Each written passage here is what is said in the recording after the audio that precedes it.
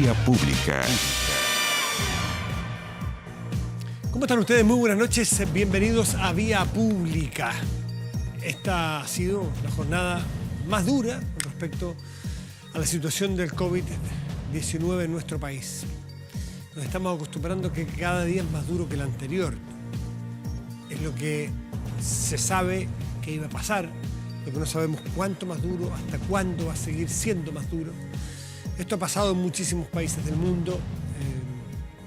No se trata de estar por eso tranquilos, pero tampoco esto es una tendencia que se sabía que iba a ocurrir, que iban a llegar los días difíciles.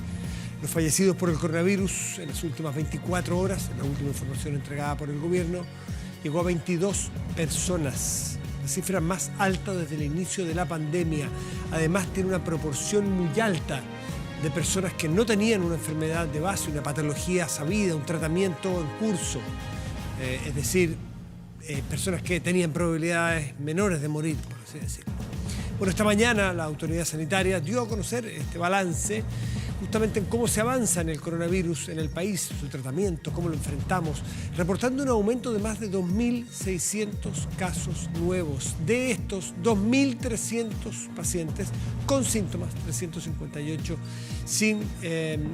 asintomáticos, sin síntomas visibles. Bueno, con esto el total de casos en el país asciende a los 37.400, con más del 50% de los casos activos. Esa es otra novedad muy peligrosa, problemática, que nos atemoriza porque lo que tiene que ver con la eventualidad de un colapso o de un problema en los sistemas de salud.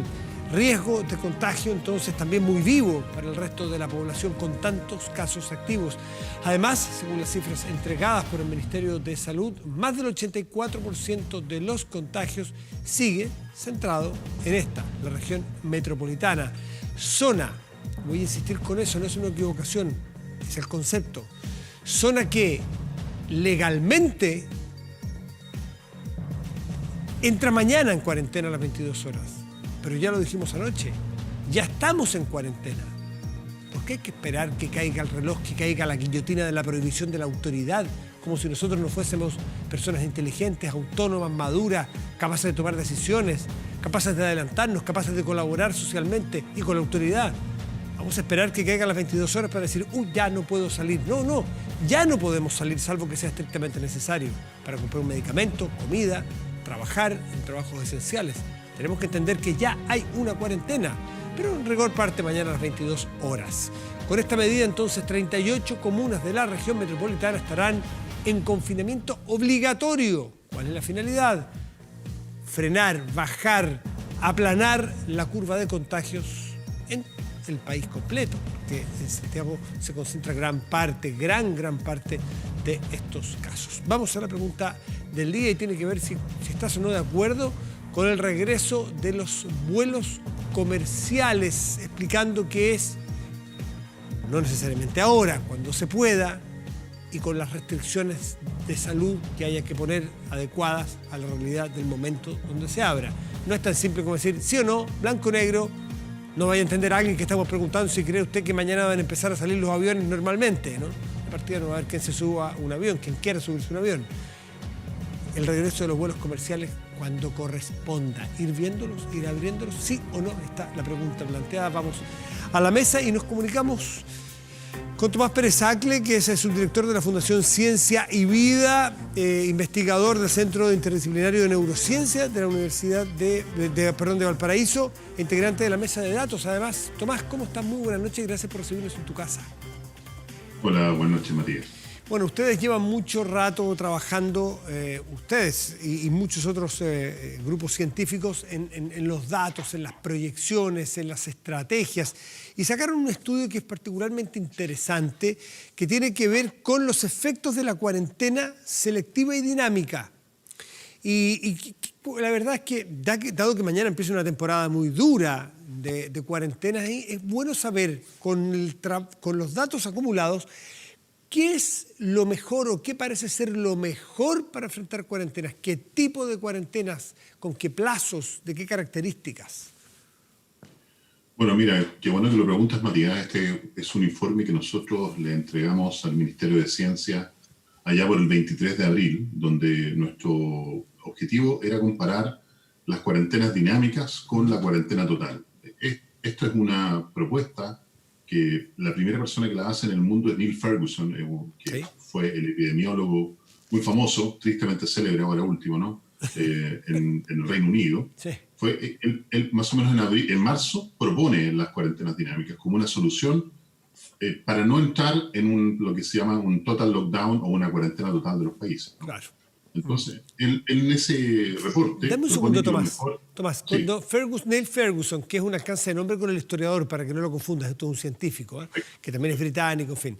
Cuando él hace la comparación, la quiere hacer, para que aclaremos, buscando sacar conclusiones sanitarias, económicas o ambas. ¿Qué es lo que busca cuando busca una conclusión? Es una súper buena pregunta y el objetivo es principalmente sanitario, no económico. Ya. Como resultado de una cuarentena dinámica en la cual tú aplicas cuarentena durante un tiempo, la sueltas y vuelves a aplicar cuarentena durante O sea, otro tiempo, ¿qué es tienes mejor? un efecto Claro. económico. Entonces la pregunta es, o que uno tendría que hacerse para esos efectos, ¿qué es mejor para aplanar la curva o para tener menos contagios? ¿La cuarentena total o la cuarentena dinámica? Esa es la pregunta que se plantea, ¿no? Esta es la pregunta que se hace Neil Ferguson en este artículo de mediados de marzo y es bastante sorprendente la respuesta. Y él propone que existe una alternativa mejor que la cuarentena total, que es la cuarentena dinámica. Pero para encontrar el número correcto hay que entender bien la enfermedad. Ya. Esto significa que hay que buscar el número preciso de días que uno tiene que mantener una cuarentena dinámica.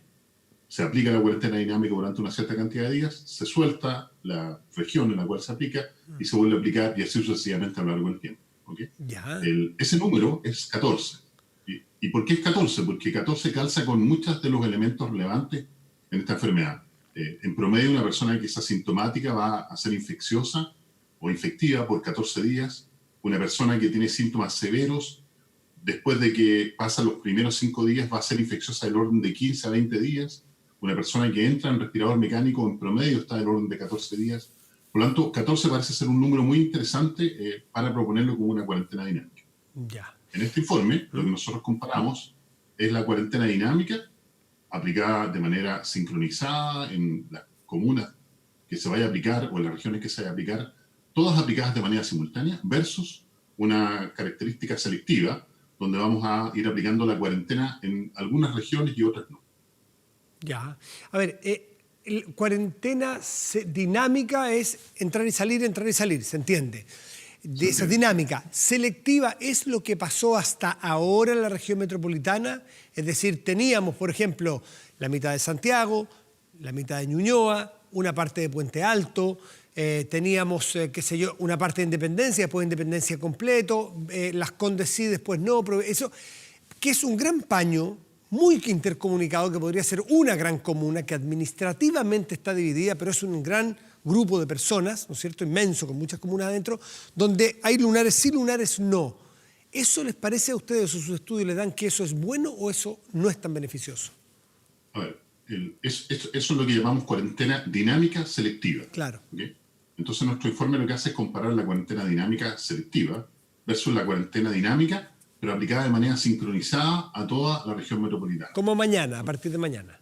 Como mañana, Perfecto. sí, más o menos, porque mañana hay algunas comunas que todavía están fuera. ¿Y qué les resulta? Ahora, el nuestro es un criterio completamente científico, que no tiene que ver con criterios que son súper importantes de entender también, que tiene que ver con lo social, con lo económico, con la disponibilidad de servicios. Y esto es muy importante, aplicar una cuarentena, por muy dinámica que sea, de cada 14 días, por ejemplo, una comuna que tiene capacidad económica, como Vitacura, como Las Condes, no es lo mismo que aplicarla en La Granja o en La Pintana. Lamentablemente, por las condiciones sociales y por esta construcción de Estado que tenemos hoy día nosotros, la gente que vive en estas comunas, mucha de ellas, tiene que salir a trabajar todos los días para ganarse sustento. ¿Okay? Entonces, cuando nosotros comparamos estos dos criterios, lo hacemos solamente desde el punto de vista científico. Y lo que decimos nosotros, la cuarentena dinámica, sincronizada, aplicada a todos la región metropolitana, a todas las comunas de la región metropolitana, ¿Ya? simultáneamente, es mejor que la cuarentena selectiva. Perfecto. Pero la cuarentena selectiva es mejor que la cuarentena total. ¿Okay? Ya, entonces producimos un ranking. En orden de cosas, lo mejor, lo que más o menos vamos a tener a partir de mañana. dinámica. Sí, lo mejor es lo que vamos a tener a partir de mañana, si es que se aplica de esta manera, de cada 14 días, porque Sí. un elemento importante, Matías, y déjame decirlo, por favor, es que nosotros solamente entregamos datos científicos, es decir, el dato al Ministerio de Ciencia, y el Ministerio de Ciencia lo entrega, cuando lo estima conveniente, a las autoridades pertinentes para que las autoridades tomen las decisiones, tomando no solamente nuestros elementos como insumos, sino un bagaje de otros elementos y de otros informes. No somos el único grupo científico. No, claro. O sea, consigue mejores datos, mejores resultados sanitarios. En primer orden, a juicio de ustedes, lo mejor es cuarentenas selectivas, dinámicas y coordinadas para un grupo, para un sector. Es decir, lo que a partir de mañana debiera ocurrir si es que dura 14 días. Después, lo segundo, mejor, es las cuarentenas solo dinámicas, luego selectiva dinámicas, unas sí, unas no, unas entran y salen, que es lo que hubo de aquí hacia atrás. Y lo más malo, por así decirlo, es la cuarentena total.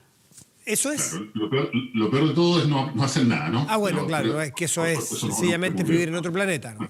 Claro, absolutamente. Sí. Pero es cierto, tú lo dices bien. Lo mejor desde el punto de vista netamente científico, maximizando o minimizando el número de infectados, ¿no? O minimizando el número de personas que luchan entre la vida y la muerte. Es la cuarentena dinámica, sincronizada, aplicada de manera simultánea a un conjunto de regiones o comunes, ¿no? Claro. Después de esto viene la cuarentena selectiva, donde lo que vamos haciendo es haciendo entrar y salir a las comunas en cuarentena, dependiendo de criterios que no solamente tienen que ver con lo científico, sino con lo social y lo económico. Y lo tercero podría ser la cuarentena total.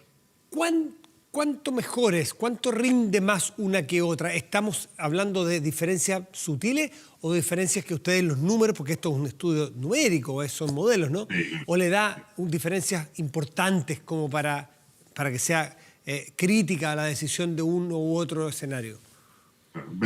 Siempre versus la cuarentena total, una estrategia de cuarentena dinámica te puede dar hasta un 25% menos de infectados. Eso es súper importante entender. Mira. 25% menos de infectados, un número muy alto.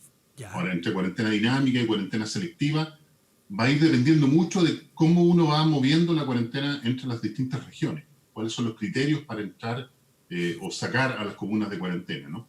En una situación relativamente óptima, la diferencia de la cuarentena dinámica estricta, aplicada en todos los lugares, versus la cuarentena selectiva, puede llegar a ser un 5 a un 7%, un 10% en el mejor de los casos. Está buenísimo. Perfecto. Ahora, ya que vimos distintos tipos de cuarentena, enfoquémonos en la mejor, a juicio de ustedes, a juicio de los números, en realidad, pues esto no es una opinión, este es el resultado de modelos matemáticos. Vamos a tomar la cuarentena dinámica sincronizada y la vamos a aplicar 7, 14 y 21 días, que entiendo que también hicieron ese ejercicio. ¿Qué resultados les da? Bueno, mira, la cuarentena, como la que parte mañana, aplicada cada 7 días, recupera la misma forma que tiene la cuarentena total. Es decir, prácticamente no hay diferencia desde el punto de vista de los infectados, salvo que está la mitad de los días en cuarentena y la otra mitad sin cuarentena. ¿Okay? En el caso de los 14 días, tienes esta diferencia que es casi un 25%. Ya. Es muy importante versus la cuarentena total. Y en el caso de los 21 días, lamentablemente ya no es óptima. Incluso el número de infectados en el pic es mayor que en el caso de la cuarentena total. Y eso es complicado para el sistema de salud, que es lo que buscamos al final, no tener problemas allí. Así de crítico es. O sea, Así de crítico es encontrar el número correcto, que es súper importante y es lo que Neil Ferguson propone en este artículo ya bien famoso de mediados de marzo. Es decir, mañana debiéramos esperar que, a juicio de ustedes, esta es el modelo de cuarentena más eficiente, pero es por 7 días hasta ahora. Debiéramos esperar entonces el óptimo que dure 2 semanas, lo que parte mañana en la noche, y eso es lo que ustedes indican, ¿no es cierto? Ese es el cruce que les da. Bueno, es importante mencionar esto nuevamente. Lo que nosotros entregamos es un insumo. Este insumo es tomado junto con otros insumos de otros grupos de investigación y entregado por el Ministerio de Ciencia a las autoridades que son las que finalmente toman las decisiones.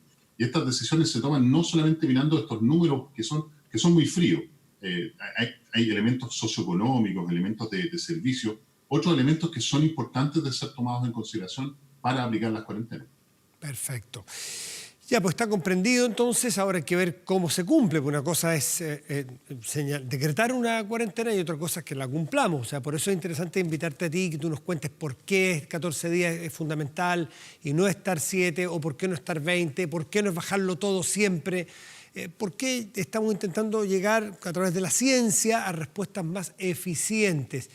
Recuerdo, Tomás, la primera vez que estuviste acá, dijiste algo que a mí me quedó dando vuelta, o lo conversamos también afuera, que te parecía en su momento que era inevitable, era un tema de tiempo, el colapso del sistema de salud chileno. Ha avanzado lo suficiente, tiene mucho más data. ¿Tú cambias esa opinión o lamentablemente sostienes que eso va a ser así todavía? Bueno, mira, cuando hicimos estas declaraciones, yo las hice con todo el peso de la evidencia científica que teníamos en ese minuto. En ese minuto prácticamente no se habían tomado medidas. Las medidas las fue tomando el gobierno paulatinamente. Llegamos a una situación en la cual el virus pareció estar controlado. Se habló de la meseta, sí, ¿cierto? Se habló de esta nueva normalidad también. Y lamentablemente el virus se disparó. ¿Okay?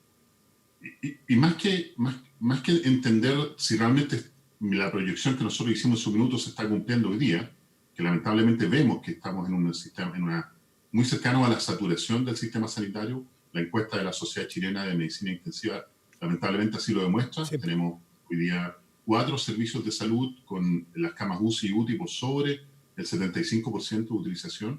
Tenemos 2 servicios de salud con el número de ventiladores mecánicos por sobre el 75% de utilización. Entonces nos estamos acercando, lamentablemente nos estamos acercando de manera muy rápida a esta saturación del sistema sanitario. Todavía hay espacio. Por lo tanto, es muy importante que las medidas que se tomen de ahora en adelante, particularmente las que parten mañana, se cumplan, ojalá, al pie de la ley.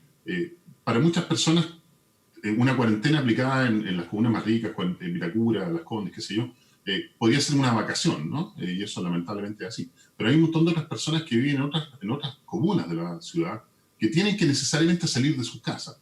Esas personas tuvieron que desplazarse durante las cuarentenas hacia las comunas más ricas. Nosotros lo vimos. Podemos ver la movilidad de las personas que en estas comunas más ricas, digamos, de mejor estatus socioeconómico, solo se redujo un 30%. Es decir, pasamos del 100% de movilidad, cualquiera que sea a un 70%. Pero las personas que venían de otras comunas, particularmente las que llamamos comunas dormitorio, que la mayoría de su trabajo se desarrolla en estas comunas de mejores condiciones socioeconómicas, la movilidad de esas personas solo se redujo entre un 20 y un 30%. O sea, el 70% de la movilidad todavía se mantuvo. Y eso explica, entre otras cosas, por qué el virus, a pesar de que pusimos una cuarentena en la región, en las comunas de mayor infección en su minuto, finalmente salió y se movió hacia las comunas más populosas, que es lo que hoy día tiene el sistema de salud al borde del colapso.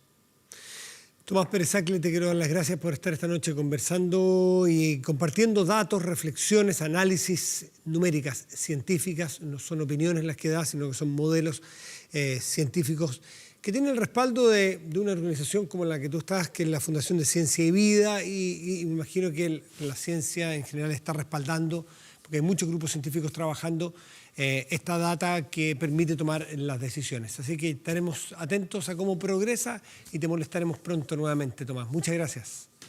Muchas gracias a ustedes y quedémonos en la casa, que de esto depende de nosotros. Exactamente. Chao, Tomás. Gracias. Buenas noches. Vamos a hacer una pausa. Antes compartimos la pregunta que tenemos planteada, invitándolos a ustedes. Si estás de acuerdo con el regreso de los vuelos comerciales, el 18% sí, el 82% no. Quiero insistir, no se trata de, la pregunta no hace referencia a si que debieron volver mañana en la mañana como si nada pasara, sino que en su momento y con los resguardos necesarios, adecuados e indicados por la autoridad sanitaria. Tiene más matices, no blanco y negro. Pausa y volvemos. Espérenos.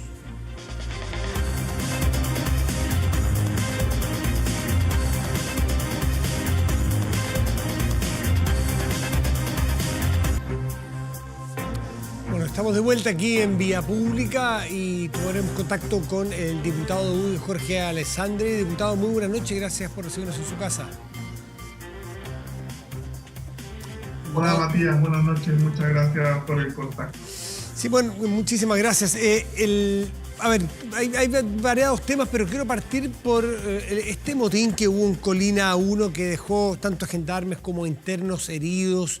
La explicación, me imagino, la tensión dentro de un penal generalmente es alta y en un momento como este debe ser el doble de alta, además con la presión de no poder recibir familiares, del susto a contagiarse. Bueno, ¿cuáles son las medidas que se toman? Porque esto probablemente va a ir creciendo la tensión dentro de los penales. Nosotros desde hace algunos meses estamos monitoreando esta situación desde la Comisión de Constitución de la Cámara y efectivamente primero se creó una sobreexpectativa con el tema del indulto. Algunos pensaban que iban a salir miles de presos, finalmente no fue así, fue un número bastante acotado y después pudimos ver que por el hacinamiento, por la falta de recursos, por lo pobre que son nuestras cárceles, no había capacidad para tomar medidas de distanciamiento social, para repartir mascarillas, para repartir medidas mínimas. Por lo tanto, la población penal está muy hacinada, sin la capacidad de tener internamente acceso a ventiladores ni a hospitales de gendarmería, tienen que salir de ahí, esa salida es lenta, por lo tanto, obviamente los familiares están tremendamente nerviosos y lo que pasó hoy día fue muy violento. Por primera vez hay 5 heridos, sí. Ya ha pasado 3 veces en la cárcel de Puente Alto, por lo tanto Gendarmería está en alerta total, primero de no contagiarse dentro de las cárceles, tanto gendarmes como internos, y segundo de evitar esta violencia que cada vez es más frecuente. Sí, uno de ellos, de los heridos, está con estado de gravedad, sus heridas. Es decir, esto no pasó mucho más allá de ser una fricción del momento. Aquí hubo una cosa compleja y profunda. Obviamente, y las familias que empiezan a rodear inmediatamente los penales, queriendo entrar a visitar a sus familiares, también tuvieron que ser resistidos por las Fuerzas Armadas que estaban en el sector. Por lo tanto, son temas muy violentos, muy peligrosos, y que si no tomamos cartas en el asunto, lamentablemente Gendarmería no tiene más cárceles para trasladar a la gente, no hay donde darles distanciamiento social, no hay donde... Lo que sí se está haciendo son exámenes masivos, cosa que es muy positiva para detectar si hubiera algún infectado y poder separarlo de la población penal. Dice que habría que tomar cartas en el asunto. Puntualmente, ¿qué es lo que sería tomar cartas en el asunto? ¿Tomar decisiones de qué tipo en casos como estos? Yo lo primero que le diría a Gendarmería es dividir las personas que están trabajando en las cárceles en 3 turnos para que no se topen. Primero, eliminar la rotación. Así, si cae un equipo de Gendarmería, pueden haber otros 2 que puedan estar cumpliendo los servicios de guardia en esas cárceles. Después, dentro de la población penal, ojalá separar la población de riesgo, todos los mayores de 60 años o con enfermedades base, ponerlos en cierto sector del penal. Y evidentemente, si hay espacio en cárceles de regiones donde hay más infraestructura, donde hay más piezas, cárceles concesionadas, sacar quizás reos de cárceles como Colina 1, como Santiago 1, que están altamente hacinadas, y poder trasladarlas a prisiones en regiones. Gendarmería está trabajando en un plan, pero a nuestro juicio debería ser mucho más rápido, mucho más efectivo, porque ya estamos en el famoso PIC del que hablábamos. La región metropolitana está en el PIC. Ya no es un hecho del futuro, es un hecho que nos está pasando hoy día. Y la posibilidad de nuevas conmutaciones de pena o nuevas liberaciones momentáneas o como quieran ponerle, pero liberar otro número de presos, ¿está dentro de lo plausible?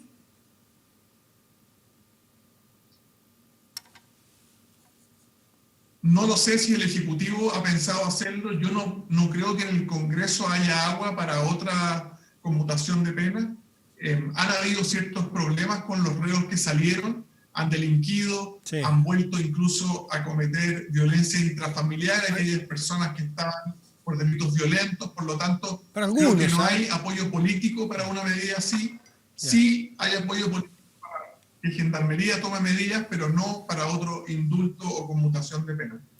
Ahora, no fue el 100%, ni mucho menos. Fueron casos que se pueden contar, no recuerdo los números porque los dieron a conocer ayer, no quiero ser irresponsable, pero era un número relativamente acotado el de los presos que salieron y volvieron o reincidieron en delitos similares a los que los tenían privados de libertad. No fueron todos, ni mucho menos.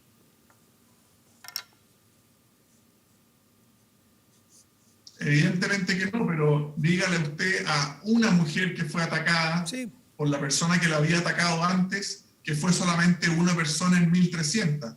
Nosotros creemos que si una persona pierde la vida por un reo que ha salido, o si una persona es atacada por violencia intrafamiliar, o si un niño es violado, evidentemente que uno repiensa estas medidas y dice, ¿serán tan efectivas? ¿Valdrá la pena poner en riesgo a la población? Y al final estas medidas terminan siendo muchas veces un boomerang que se devuelve, y el problema es que el Estado hoy día no puede darle seguridad a los reos ni dentro de la cárcel, ni la ciudadanía afuera de la cárcel cuando estas personas salen, porque si el control de gendarmería al que cumplía pena en su casa es, por ejemplo, con una medida telemática, que llegue una señal cuando tú sales de tu casa y rompes la condena, que inmediatamente llegue un furgón policial a ver por qué saliste de la casa, te puede detener.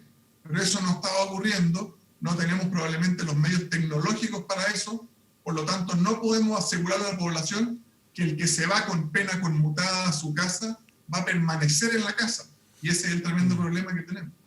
Bueno, mañana, cambiando de tema, y otro tema que es muy relevante, que es el que nos tiene a todos conversando en Santiago, en la región metropolitana y en el país de alguna manera, es esta cuarentena total que para el Gran Santiago y otras comunas de la región metropolitana tendrán cerca de 7 millones de personas en sus casas, teóricamente, en cuarentena. ¿Qué esperan ustedes de esto? ¿Cuánto tiempo esperan que debiera estar en la cuarentena? ¿Qué han sabido? ¿Qué han conversado con las autoridades de gobierno?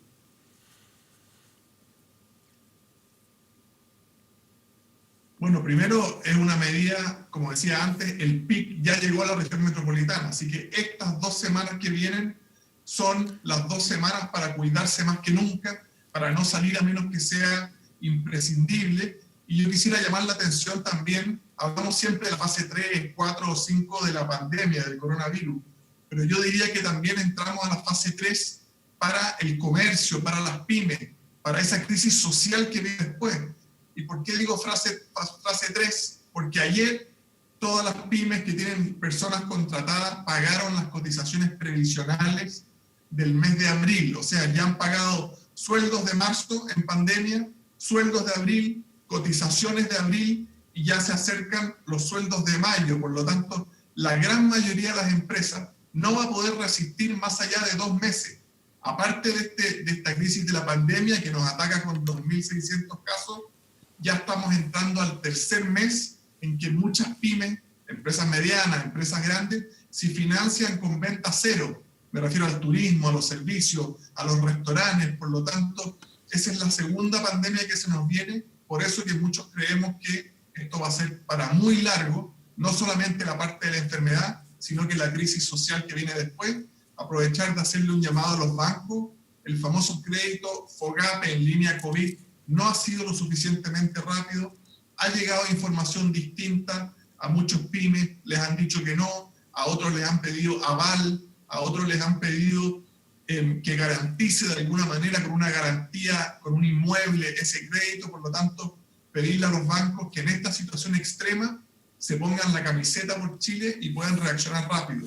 Como les decía antes, las pymes no van a lograr resistir 3 meses, y las personas, el llamado a las personas en esta cuarentena masiva es, por supuesto, a quedarse en sus casas, hacer todos los esfuerzos posibles y respetar las normas. Si permisos hay para comprar, permisos hay para salir a la salud. Y quisiera también aprovechar de hacer un llamado al gobierno. No estoy de acuerdo con la medida que se aplicaba a La Vega Central. Usted sabe que le han dicho a Los Valledores y a La Vega que solamente van a poder entrar aquellas personas que son intermediarios, o sea, que compran para surtir a supermercados, y se ha negado la entrada a personas particulares que compraban en La Vega. Yo pienso que hay otras formas de ordenar la afluencia de público, las filas y las aglomeraciones. En Estados Unidos y en Europa se están usando aplicaciones donde tú pides hora para ir a comprar, donde tú compras una entrada antes o coordinas para que no haya más de cierta cantidad de personas dentro. Pero hacerle esta discriminación a La Vega Central y a Los Valledores y decirle no podrán venir a comprarle fruta y verdura clientes individuales y no solamente intermediarios, a mi juicio es una discriminación arbitraria respecto al trato que se le da a los supermercados y una discriminación arbitraria también con las personas. Quiero quedarme un segundo en lo que dijo recién de los bancos, que es preocupante, que este crédito FOGAPE, que es un crédito que además tiene, que usted dice, le están pidiendo garantías a algunas personas, avales. ¿No basta entonces con el esfuerzo que el Estado de Chile está haciendo de ser aval o ser garantía en estos créditos? ¿Los bancos están pidiendo más garantías que esa?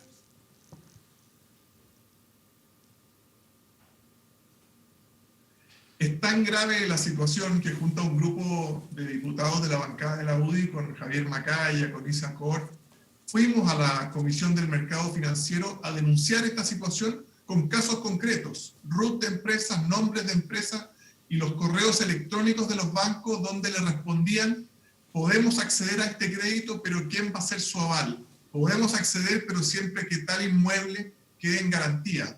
Por lo tanto, los bancos se estarían resguardando doblemente. Si el Estado a usted le dice que el FOGAPE va a respaldar a aquella persona que no pague, el banco no tendría por qué estar pidiendo una garantía adicional. Quizás es por ese 15% que no cubre el respaldo o la garantía del Estado, quizás por el deducible que no cubre, pero se estarían sobreasegurando los bancos y estarían ralentizando, están tramitando en buen chileno a las empresas que el banco siente que pueden correr riesgo. Y aquí los que peor lo están pasando son los que venían mal del estallido social. Me refiero al barrio de Bellavista, al barrio Las Tarrias, a empresas de servicios, de turismo, que ya el estallido social los había dejado de rodillas y el coronavirus viene a darles el tiro de gracia. Y evidentemente lo que le dicen los bancos a estos restauranteros, hoteles: ¿qué me asegura a mí que el Estado va a ser capaz de proveer seguridad en la zona cero después que pase el coronavirus? ¿Y qué le dije? El banco al final del día, a pesar de la ley, no está obligado a prestar plata si te encuentras riesgoso. Y cuando ustedes fueron a la Comisión de Mercados Financieros, ¿qué le dijeron?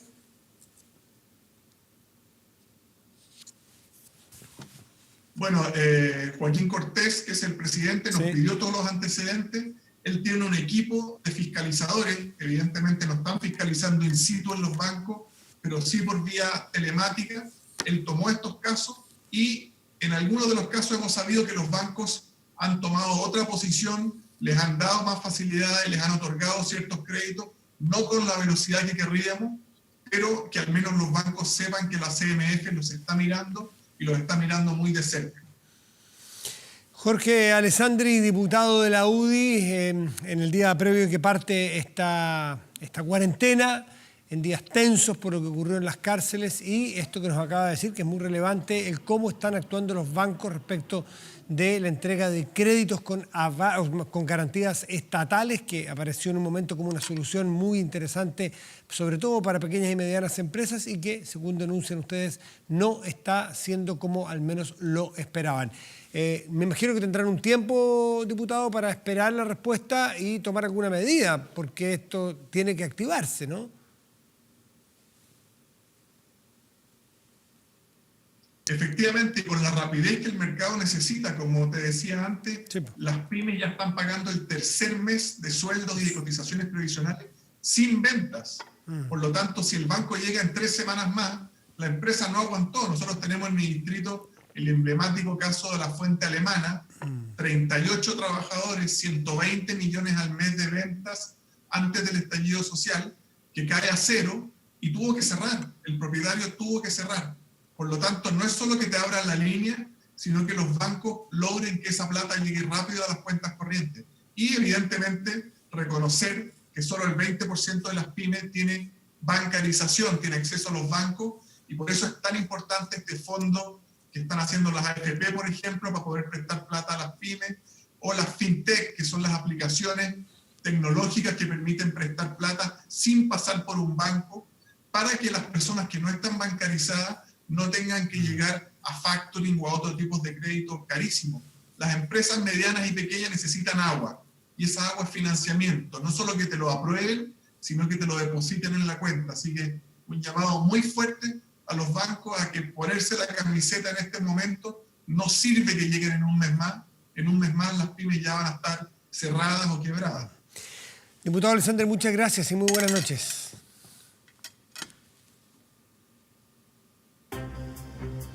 Muchas gracias, Matías. Buenas noches, que esté muy bien. Gracias, gracias. Y nos vamos a hacer nuestra última pausa y ya volvemos en Vía Práctica.